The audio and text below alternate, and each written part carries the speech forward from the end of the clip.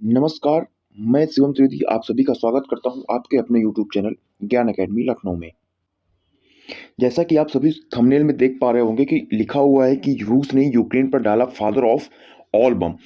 यानी कि आपको बता दें कि ये जानकारी आप लोगों के लिए बहुत ज़रूरी होने वाली है, क्योंकि इसमें आपको बता दें कि भारत सरकार ने कीव में फंसे हुए सभी भारतीयों के लिए एक एडवाइजरी जारी की है, और जिसमें बताया गया है कि जितने भी भारतीय कीव में फंसे हुए हैं वो जल्द से जल्द किसी भी तरह से वहाँ से उसको कीव को छोड़कर बाहर निकल आएँ। क्योंकि अगर आपके पास कोई भी कुछ भी मिल रहा है तो आप वहाँ से आप कीव को छोड़कर बाहर निकल सकते हैं, और ये एडवाइजरी इंडियन गवर्नमेंट ने ट्वीट करके दी है। और चलिए हम देखते हैं, इसमें लिखा हुआ है कि advisory to Indians in Kyiv, all Indians nationals including students are advised to leave Kyiv urgently today, preferably by available trains or through any other means available। इसका मतलब ये है कि इंडियन गवर्नमेंट ने उन सभी भी लोगों को, जो भी भारतीय लोग हैं जो कीव में फंसे हुए हैं, उन सभी लोगों को एक संदेश दिया है कि आप सभी लोग जल्द से जल्द कीव को छोड़कर बाहर निकल जाएं, क्योंकि वहाँ की स्थिति बहुत गंभीर हो गई है। आप सभी को बता दें कि रूस ने सुबह सुबह कीव पर फादर ऑफ ऑल बम को एक्सप्लोड किया है, यानी कि उस बम को वहां पर गिरा दिया है, जिससे वहां की स्थिति बहुत नाजुक हो गई है, और वो चीज़ भारतीयों के लिए बहुत ज़्यादा नुकसानदायक हो सकती है।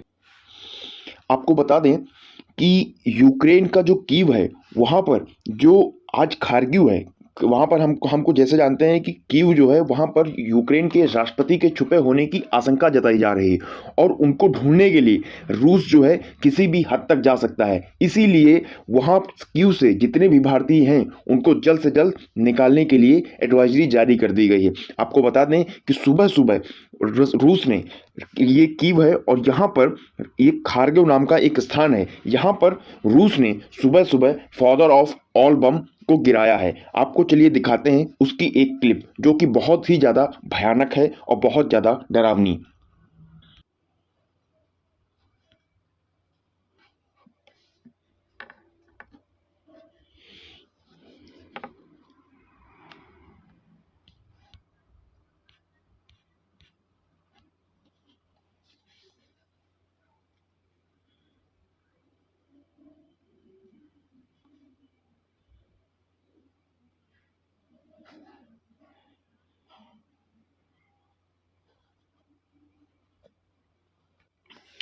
जैसा कि आप सभी ने देखा कि खारगिव की एक सरकारी बिल्डिंग पर सुबह रूस ने फॉब नामक बॉम्ब को गिरा दिया है। इसी को हाइड्रोबारिक बॉम्ब भी कहा जाता है। इसे वैक्यूम बॉम्ब से भी जाना जाता है। आपको बता दें कि ये एक ऐसा बॉम्ब है जिसके फटने से पहले ये अपनी इर्द गिर्द की चारों तरफ की ऑक्सीजन को समेट लेता है, यानी कि एकत्रित कर लेता है, और उसके बाद उसको हीट में ट्रांसफॉर्म करता है, और उसकी वजह से बहुत तेज हीट जो है निकलती है, और बहुत अच्छे से बहुत तेज विस्फोट होता है। आपको बता दें कि इसके बीच में जो कोई भी इंसान आता है वो पिघलने लगता है। यह खबर सुबह जैसे ही भारत सरकार को पता चली, उसके तुरंत बाद इंडियन गवर्नमेंट ने एडवाइजरी जारी कर दी है, क्योंकि अब उनको भी ये स्थिति पता चल गई है कि यूक्रेन में अब शायद ही रहना बहुत आसान हो पाएगा। क्योंकि जो स्थिति बन रही है उस हिसाब से देखा जाए तो आगे के आने वाले 2 या 3 दिनों के बाद हम शायद ही कह पाएंगे कि यूक्रेन है भी। तो इसलिए इंडियन गवर्नमेंट भी ये चीज़ समझ गई है कि रूस बहुत ही अहम कदम उठा सकता है। इसके लिए इंडिया गवर्नमेंट ने भारतीयों के लिए साफ साफ एडवाइजरी जारी कर दी है कि जल्द से जल्द आप कीव के स्थान को छोड़ दीजिए।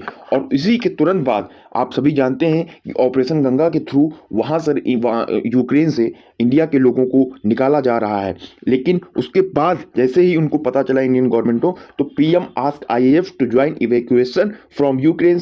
उन्होंने कहा है कि जो हमारा वायुसेना में हमारे C-17 एयरक्राफ्ट है, जिसको हम ग्लोब मास्टर के नाम से भी जाना जाता है, उन्होंने एयरफोर्स से बात की, और उसके बाद उनसे कहा गया कि आप ग्लोब मास्टर का यूज करके जल्द से जल्द भारतीयों को वहाँ से निकालें। क्योंकि आप सभी को बता दें कि C-17 ग्लोमास्टर जो है इसकी कैपेसिटी काफ़ी अच्छी है और इसकी वजह से अगर इससे जब वहाँ से लोगों को लाया जाएगा तो अधिक से अधिक मात्रा में वहाँ से लोगों को बचाया जा सकता है और उसके बाद इंडिया पर वापस लाया जा सकता है। तो चलिए थोड़ी जानकारी हम ले लेते हैं C-17 ग्लोमास्टर के बारे में। तो आपको बता दें यह 174 फीट लंबा और 170 फीट चौड़ा होता है और इसकी ऊंचाई जो होती है वो 55 फीट की होती है। यह करीब 3500 फीट लंबी हवाई पट्टी पर उतर सकता है। आपातकाल की स्थिति में यह 1500 फीट की हवाई पट्टी पर भी लैंड कर सकता है। यह एक बार में 70 टन वजन ले जाने में सक्षम है। यानी कि आपको बता दें इस हवाई जहाज में कम से कम 500 से 600 लोग एक बार में आ सकते हैं। एक बार में यह 42,000 किलोमीटर तक की उड़ान भी भर सकता है और 150 से अधिक जवानों इक्विपमेंट के साथ लेकर उड़ान भर सकता है। एक बार में 3 हेलीकॉप्टरों या 2 ट्रकों को एयरलिफ्ट भी कर सकता है ये हेलीकॉप्टर जहाज। चलिए आगे इसके बारे में थोड़ी और जानकारी लेते हैं। आपको बता दें C-17 ग्लोमास्टर विश्व के सबसे बड़े मालवाहक जहाजों में से एक है। ग्लोमास्टर एयरक्राफ्ट करगिल, लद्दाख, अरुणाचल प्रदेश, असम और अन्य उत्तरी और उत्तर पूर्वी सीमाओं जैसे कठिन जगहों पर आसानी से लैंड कर सकता है। चीन से तनाव एवं पाकिस्तान के साथ खींचतान के बीच भारतीय वायुसेना का बोइंग C-17 ग्लोमास्टर भी लद्दाख में तैनात है। लद्दाख में C-17 विमान से भारत की सामरिक क्षमता कई गुना बढ़ गई है। यहाँ पर इस विमान से रसद खाद्य सामग्री की आपूर्ति भी की जाएगी। इसके अलावा लैंडिंग में परेशानी होने की स्थिति में इसमें रिवर्स गियर की भी सुविधा होती है। बोइंग कंपनी द्वारा निर्मित यह विमान 4 इंजनों से लैस है। भारतीय वायुसेना की 81वीं स्क्वाड्रन के ग्रुप कैप्टन को गोल्डन की देकर विमान को भारत वायुसेना में शामिल किया गया था। इस स्क्वाड को स्कॉटलाइट्स नाम दिया गया। वर्ष 2013 में स्कॉटलाइट्स स्क्वाड में यह विमान शामिल हुआ था। आपको बता दें कि यूक्रेन की एम्बेसडर के द्वारा एक लेटेस्ट रिपोर्ट में यह कहा गया कि रूस ने यूक्रेन के ऊपर वैक्यूम बॉम्ब यानी फॉब का इस्तेमाल किया है, जो कि बिल्कुल भी प्रोहिबिटेड है। यानी कि उसको पब्लिक एरिया में बिल्कुल भी यूज नहीं किया जा सकता, क्योंकि ऐसा कई भी ट्रीटीज में बताया गया और ये चीज़ का एग्रीमेंट भी हुआ है कि ऐसा कोई भी देश जो है फॉब का इस्तेमाल पब्लिक सेक्टर में नहीं कर सकता। इसके बावजूद भी रसिया ने फॉब का इस्तेमाल यूक्रेन में किया है पब्लिक सेक्टर पे।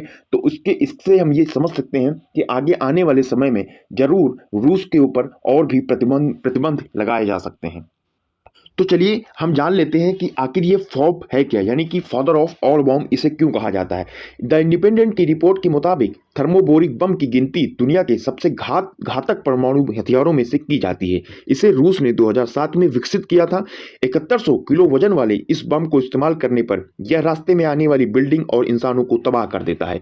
इसे एरोसास और वैक्यूम बम के नाम से भी जाना जाता है। पोर्टमाउथ यूनिवर्सिटी के पीटर ली का कहना है कि रूस ने इस वैक्यूम बम का इस्तेमाल 2016 में सीरिया पर किया था। यह बेहद खतरनाक बम है। यह 44 टन TNT की ताकत वाला धमाका कर सकता है। इस वैक्यूम बम की एक और खासियत है, यह ऑक्सीजन को सोखकर बड़ा धमाका करता है। ऐसे धमाकों के कारण इसमें से अल्ट्रासोनिक शॉकवेव निकलती है और अधिक तबाही लाता है, इसलिए इसे दूसरे हथियारों के मुकाबले ज्यादा पावरफुल माना जाता है। हालांकि आपको बता दें यह किसी भी प्रकार ये किसी प्रकार का न्यूक्लियर बॉम्ब नहीं है, लेकिन न्यूक्लियर बॉम्ब के बाद अगर कोई भी खतरनाक हथियार माना जाता है तो वो फॉब माना जाता है।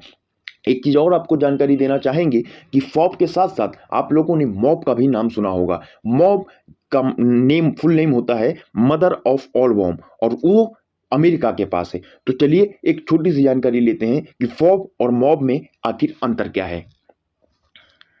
तो आपको बता दें कि अमेरिका के मॉब से भी ज्यादा खतरनाक होता है ये फॉब। आपको बता दें कि इन बमों के अंदर ट्राई नाइट्रो क्लोरीन का यूज किया जाता है, जो कि किसी भी प्रकार का न्यूक्लियर बॉम्ब नहीं होता। आपको बता दें कि मॉब में करीब 11 टन TNT यानी ट्राई नाइट्रो क्लोरीन का यूज किया जाता है और फॉब में करीब 44 टन ट्राई नाइट्रो क्लोरीन का यूज किया जाता है। इस प्रकार हम ये कह सकते हैं कि फॉब जो है वो मॉब से काफ़ी ज़्यादा अधिक शक्तिशाली होता है। तो आज की ये जानकारी आपको कैसी लगी? अगर आपको ये जानकारी सही लगी तो आप हमारे चैनल को सब्सक्राइब जरूर करिएगा। Thank you so much.